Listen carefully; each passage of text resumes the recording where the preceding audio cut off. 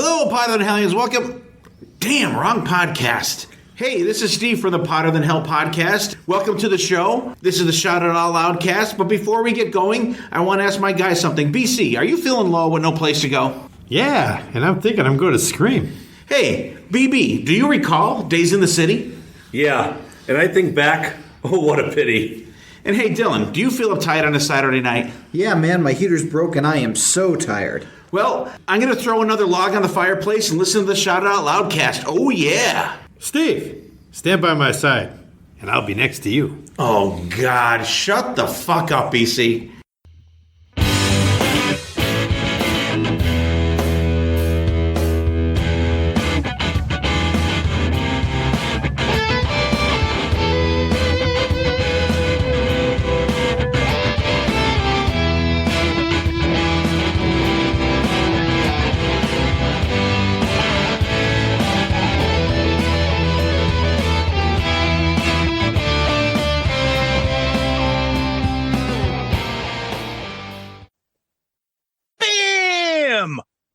Welcome to the Dome Damage Podcast, the show where anything and everything is on the table and the table gets smashed. We're here with episode 2, 5-disc changer. Zeus, do you want to tell people what a 5-disc changer is?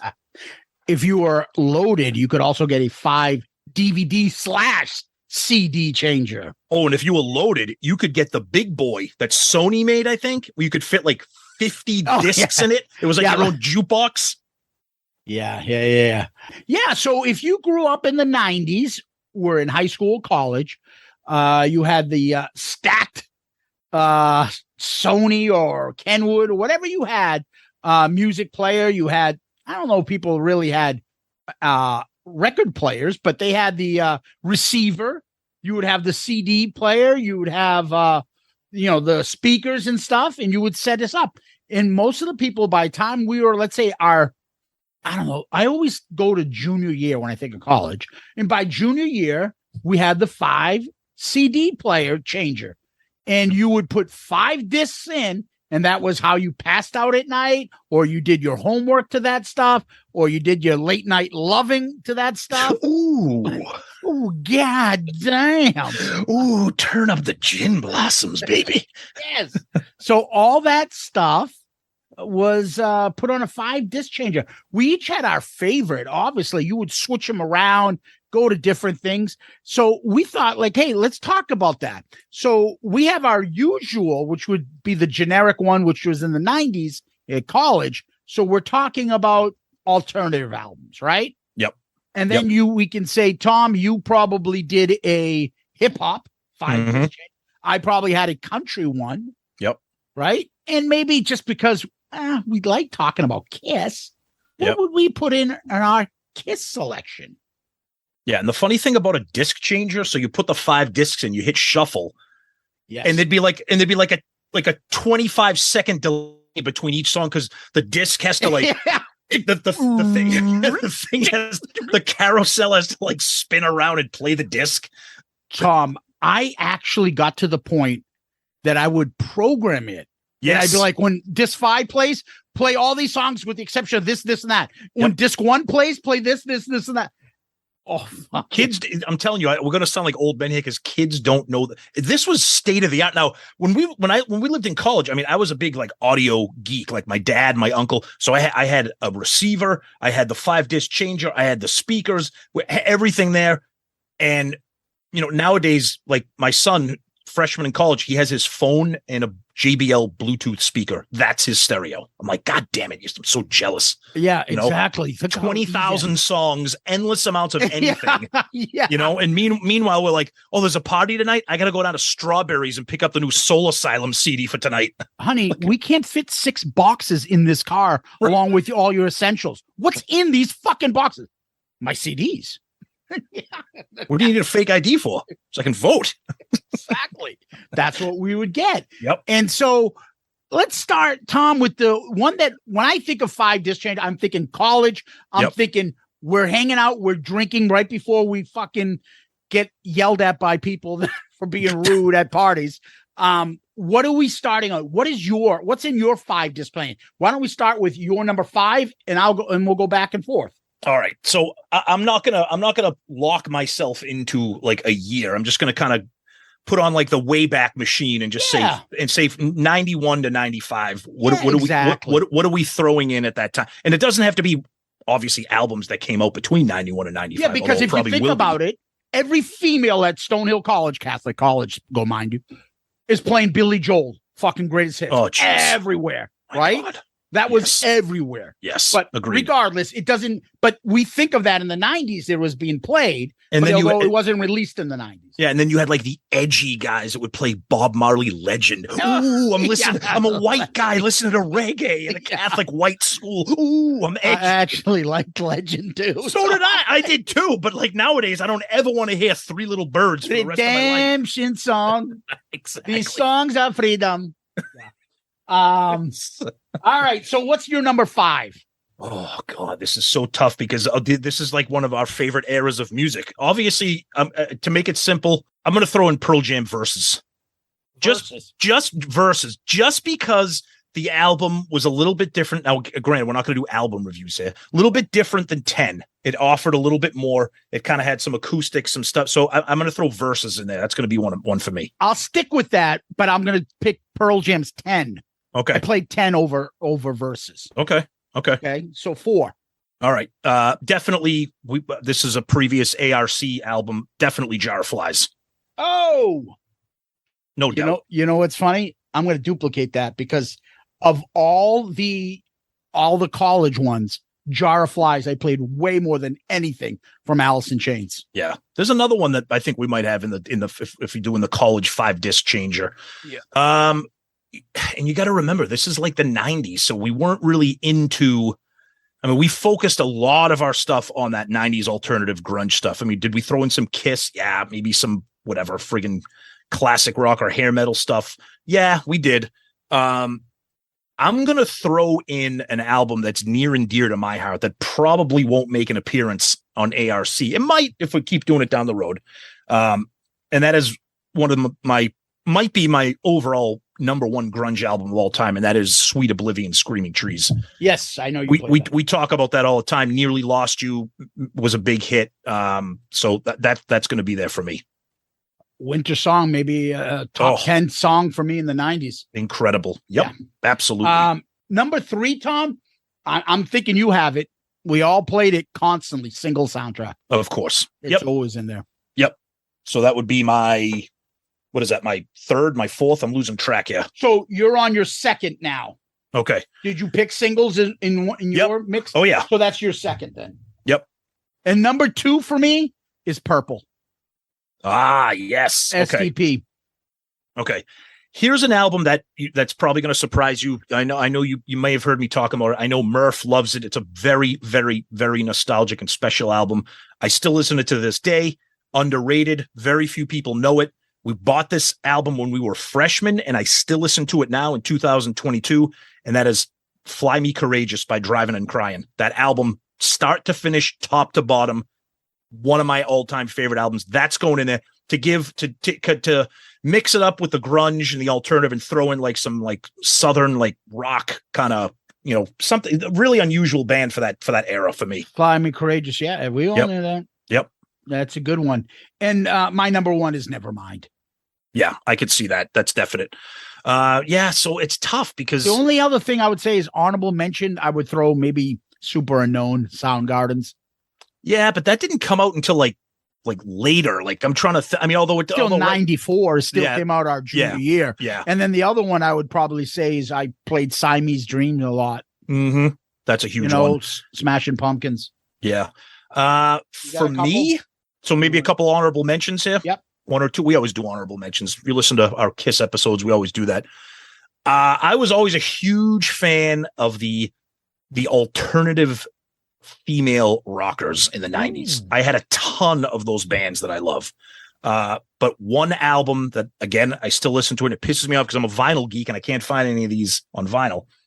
Become What You Are by the Juliana Hatfield 3. You know that it's got Spin the Bottle from Reality Bites, got My Sister, really nice power pop, kind of punky, upbeat kind of 90s alt rock. And then another female band that I love, another one that Murph and I used to listen to. We actually saw them in concert a few years ago in Boston-based band, and that's Belly King, the second King. Not Star. Oh my God! Wait a minute, this is too perfect because I was going to say not Star because their first album is Star, but their second album that I prefer is King. And he'd get marbles thrown at his head, and poor guy. So I got to throw in my lady rockers in there. Love them. King. Okay. King. Yes. All right. Yeah. So those are some of the stuff we would do. Obviously, we would do a Kiss one. We would do a country, a rap, or hip hop one. Hair metal. I wasn't really playing that then. Because I'd be embarrassed. Oh, get that fucking CD out of my room. I didn't want anybody to see that. I had that.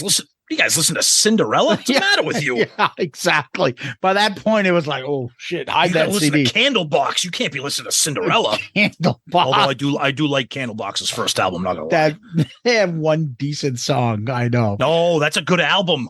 We'll save that for ARC. That's a little tough. Now, the only other thing I would say is you can supplant some of the albums that I have with something else. So I might put Bleach in there instead of Nevermind. I might put Core instead of Purple. I might put Dirt instead of Jar of Flies, and like you said, Verses instead of 10.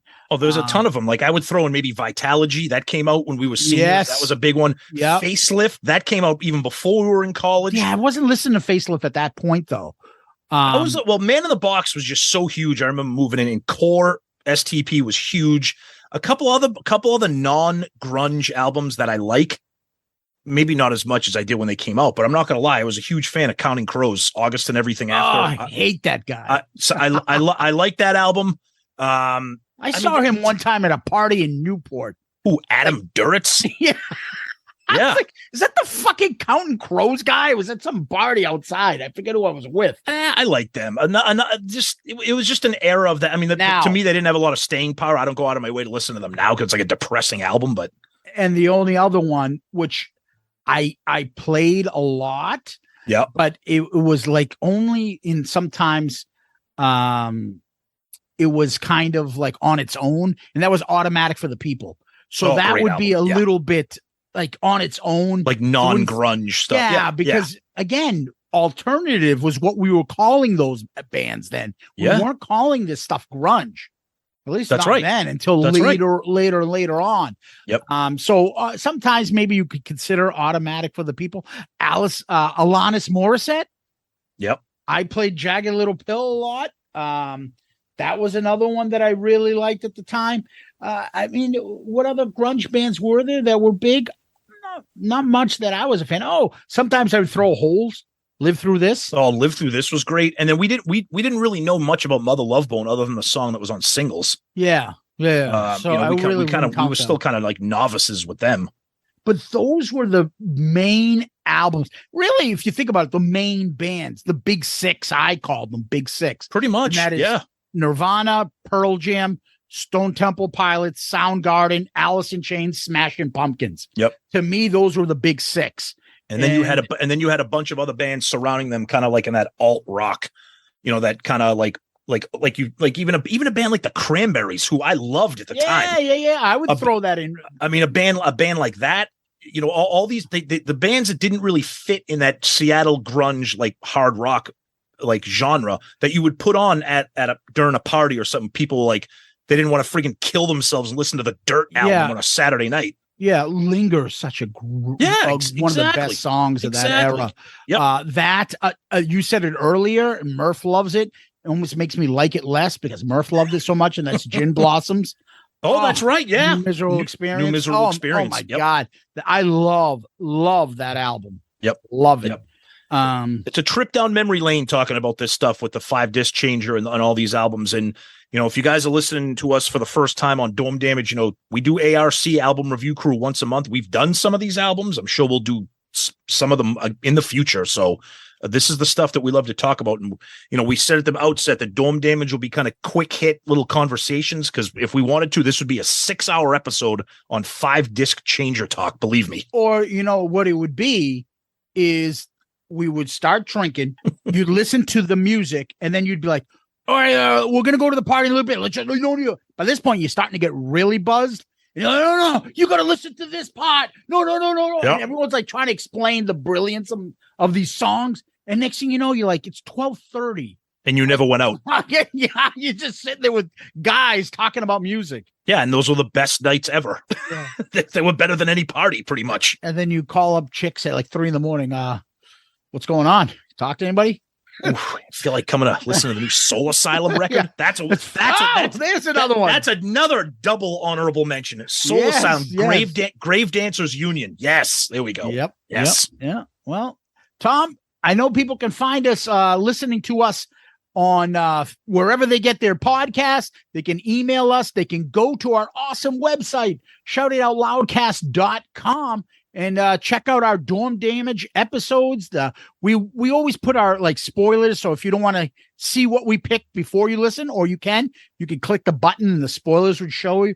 Comment there. Email us at shoutitoutloudcast@gmail.com, shoutitoutloudcast@gmail.com, or comment right there on the website or on social media.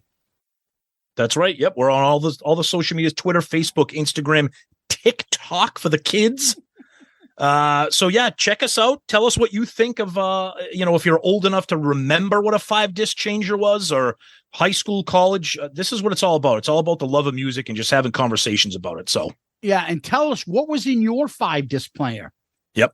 And let's see who comes out with the worst list. I want to see if somebody still has a 5-disc changer and if they use it. I have it. I know you do. I have it. I don't use I know it, but I have one. Okay. I do. You have to plug it in right now. Yes. All right. Till next time, Tom. Peace out, Girl Scout.